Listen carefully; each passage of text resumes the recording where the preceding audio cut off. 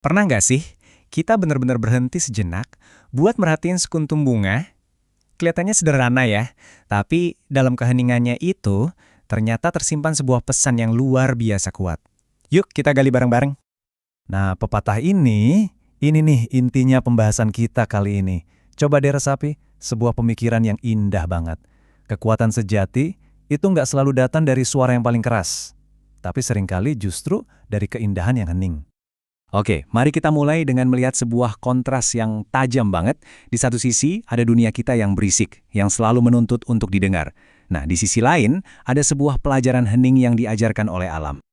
Bayangin deh, di tengah hiruk-pikuk dunia yang seolah-olah nyuruh kita buat terus promosiin diri, ada sebuah nasihat kuno yang nawarin jalan yang sama sekali beda. Bukan buat teriak lebih kencang, tapi sebaliknya, justru untuk diam dan mengamati.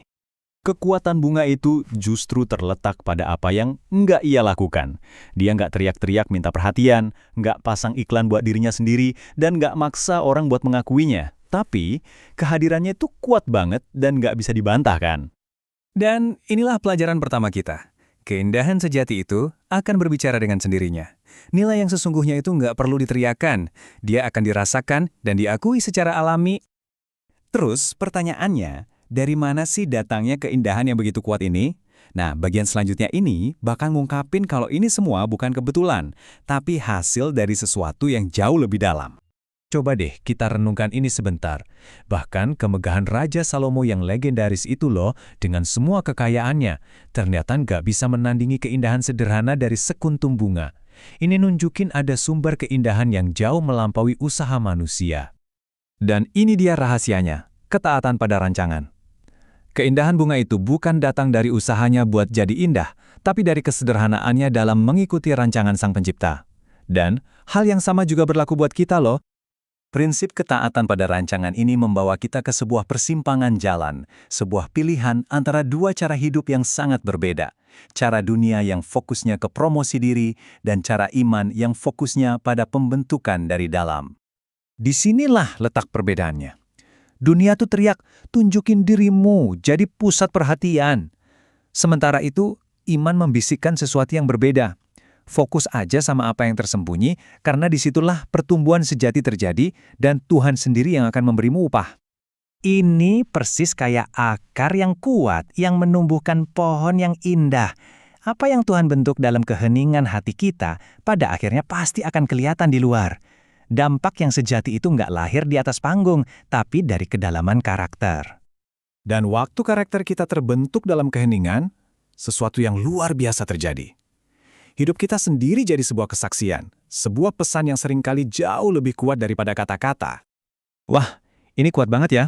Seseorang bisa dimenangkan tanpa perkataan, hanya dengan melihat cara kita hidup. Ini ngingetin kita kalau kelakuan kita itu adalah argumen yang paling meyakinkan. Nah, disinilah kita balik lagi ke khutbah bunga yang hening. Dia nggak ngajar, nggak khutbah, nggak juga berdebat, tapi kehadirannya aja udah cukup buat bawa sukacita dan harapan. Dia itu bukti hidup dari keindahan yang bicara tanpa suara. Dan ternyata, kearifan ini tuh universal loh. Sebuah pepatah Tiongkok kuno bilang hal yang sama dengan indahnya, aroma bunga tidak membutuhkan banyak kata.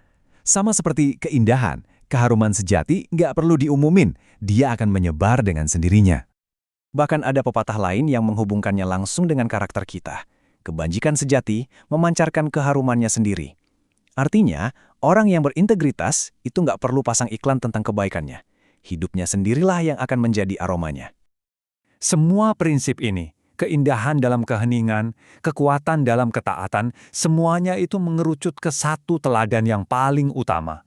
Mari kita lihat perwujudan sempurna dari khotbah bunga ini. Dan teladan itu adalah Yesus. Secara nubuatan, dia digambarkan nggak punya kemegahan atau keindahan luar yang bakal menarik perhatian kita. Dia itu kebalikannya banget dari pahlawan duniawi yang cari panggung.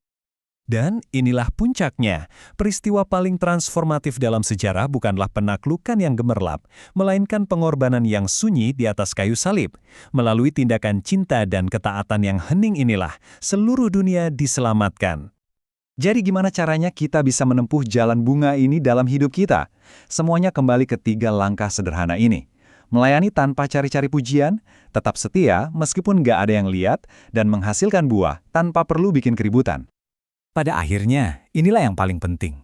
Tuhan itu nggak mencari suara yang paling keras, tapi hati yang paling taat. Fokus kita harusnya bergeser dari performa di luar ke sikap hati di dalam.